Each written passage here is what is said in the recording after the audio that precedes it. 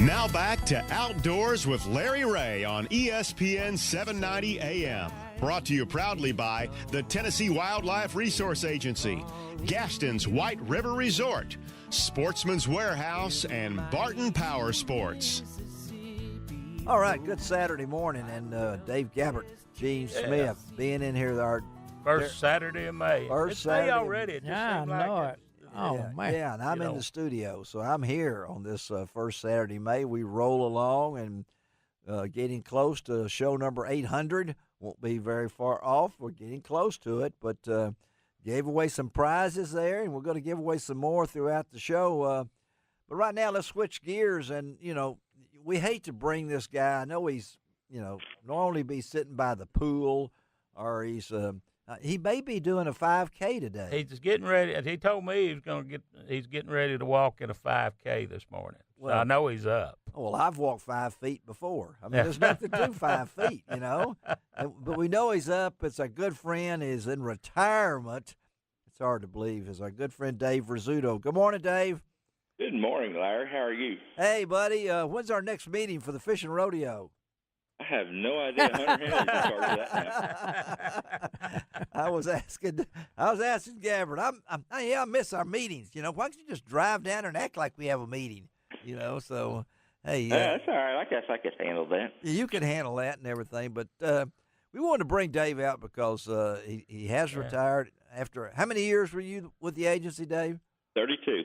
32, just a pup. And Dave, I called him the other day and said, hey, would you like to do a segment? Because Dave is our pond guru. Yeah, he is the guru. And he was over the years, he was the go-to guy. And we're getting into spring. Yeah. And these small ponds and stuff, the water temperature is changing. So people are, they're looking at situations in their ponds that they might not know what they're looking at. So I said, Dave, how about coming on doing a pond segment? And also I think that we've had so much rain. I was wondering about these people who have ponds or small lakes and everything.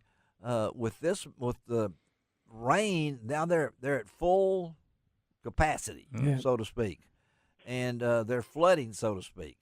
So now they're getting some things that were coming into their lake that they didn't want into the lake, and things along that line. So. Give us your expertise on that, Dave. With so much rain and the water temperature fluctuating, I don't think we have any algae problems in May, do we? Or do we have some growth in there that we have to worry about? Sure, there's aquatic plants you have to worry about, but first I've got to say that this is a first for me in one aspect, and almost a first in another aspect where I'm actually on an ESPN broadcast.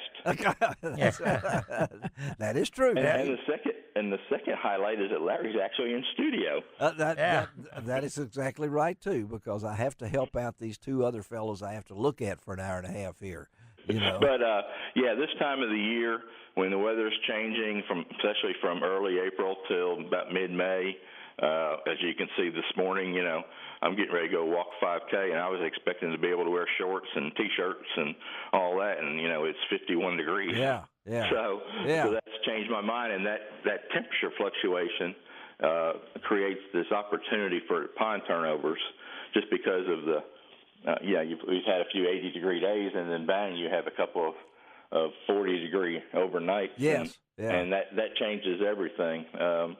The other situation that starts this time of the year is the aquatic plant problem. That's what And if you ever want to get a hold on it, this April to mid-May time frame is the time to be walking around your pond and seeing if you have anything starting to grow in the water and treat it then, because there's a lot less of it then than there will be in July and August.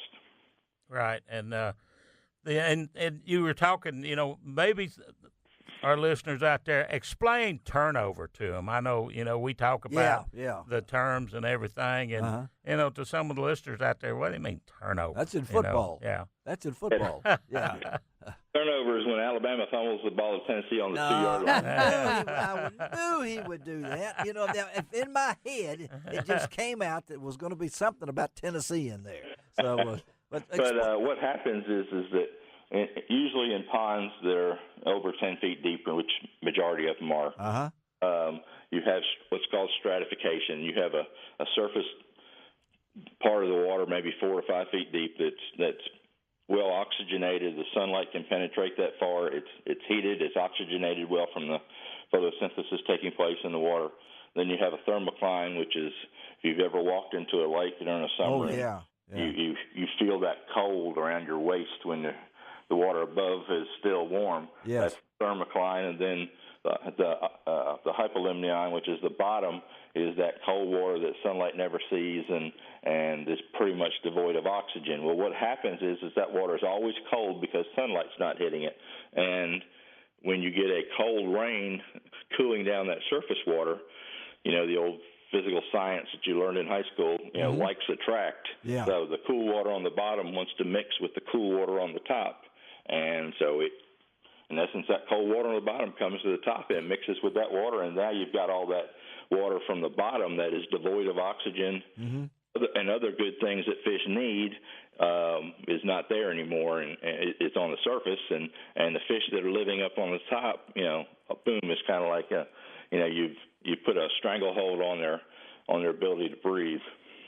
Well, we're talking to Dave Rizzuto, retired with the TWRA, the fisheries biologist for Region 1.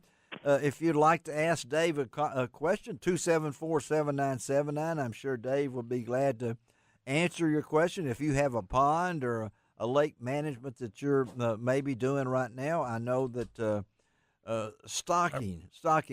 When's are you going to ask? I was just going to wonder when's the good month to stock if you have a pond. Is this the time of the year, or is it some other time of the year? It really depends on what species you're talking about. Catfish, I always tell people, stock those anytime from March till November.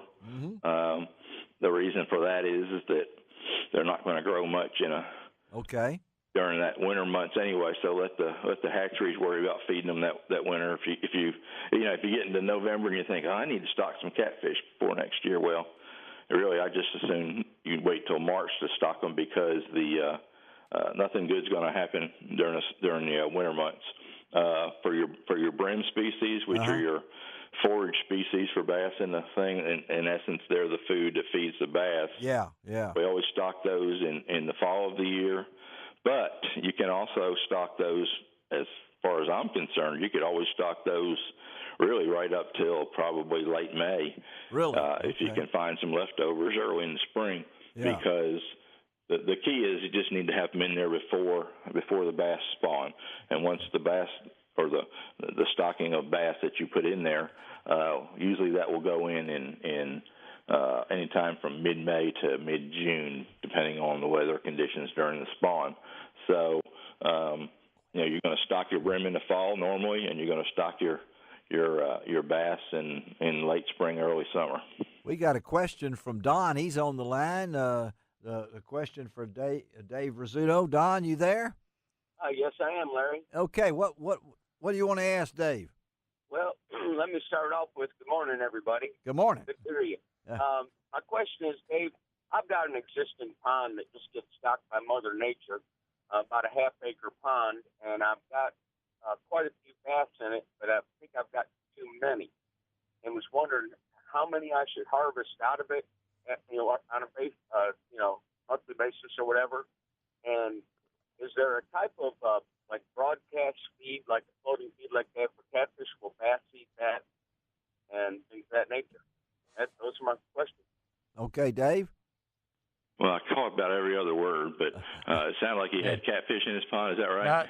Well, he was talking at bass in there, but he was talking about he thought it might be too many bass. Too many bass, and that's the question I was going to lead into. Is he was talking about stocking, because some people think more is better, but it's not, is it? No, not at all, and that's probably the worst thing you can do. Like in a half-acre pond like Don has, if we were stocking that, if it's a brand-new pond, we'd put 50 bass and 250 brim and up to 50 catfish in it, and that would be a regular stocking in the southeast. Those numbers could change 5%, 10%, depending on what state you're in, but for the most part, that 100 bass per acre, 500 bluegill per acre, and 100 catfish per acre is the standard in the southeast. And if you have too many small bass, I mean, that's just you're not going to have any big bass. There's two ways to go. If you have too many small bass, you can stock some forage in there. Uh-huh. My recommendation on that would be either threadfin shad or fathead minnows, and then you need to also pick a number, and just harvest, 50 to 100, whatever it is, that number, bass that are under 12 inches, because that just reduces the competition for food. So you got more forage in there now. You've got less competition for food, so the bass should start to grow normally then. Wow. Too many small bass is probably in the top 5 for conditions that we find when we're checking ponds during the summer, and it's mainly due to lack of use of the facility.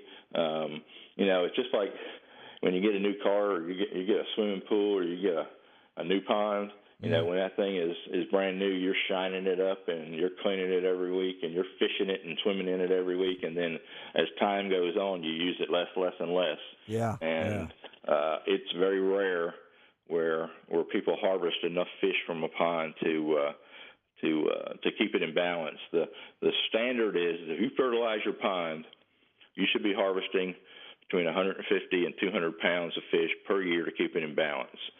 If you're not fertilizing it, it's 75 to 150 pounds per year to keep it in balance. Well, we appreciate you, Dave, taking time, getting you up. Good luck in the 5K today. Go after them. And it sounded like I heard Big Ben in London behind you there. So I guess you're in London or someplace like that. But, hey, buddy, we appreciate you, and thanks for your help. And I hope that answered Don's question, but it answered my questions and everything. So stay in touch, buddy. Tell him to email Mr. Gabbard, and Mr. Gabbard can forward it to me, and I'll answer it in more detail. Okay, buddy. Thanks. Have a great day. Thanks, Dave. All right. Dave Rizzuto. Yeah, the other part of Don's question, he was asking about some type of feed maybe for the bass. Yeah. I don't know if, like Dave said, forage. If you're going to feed the bass, the thread, the shad, or the minnows. That's what it is. Yeah. Yeah. Okay. All right. Come right back on Outdoors with Larry Ray. We'll talk a little shooting. Yeah. With the girl that knows how to shoot. That's right. All right. We'll be right back on ESPN 790. By Memphis, Tennessee, we've got woodlands, fields, and walls.